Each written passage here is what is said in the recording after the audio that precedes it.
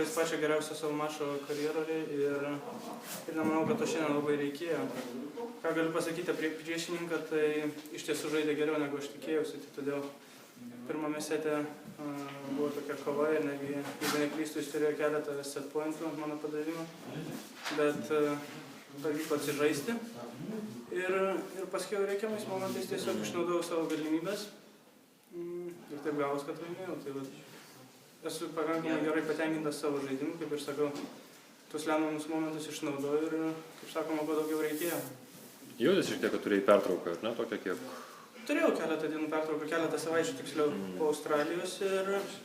Vis tiek į tą ritmą įeiti turbūt reikia laiko. Būtent, kad į tą ritmą įeiti ir tas pirmas mačas, pirmas setas, tuo labiau, kad priešininkas nebuvo labai reitinguotas, tai negaliu sakyti, kad aš nuvertinau jį ir panašiai, bet gal nesitikėjau tokio greičio iš jo, kitaip tariant.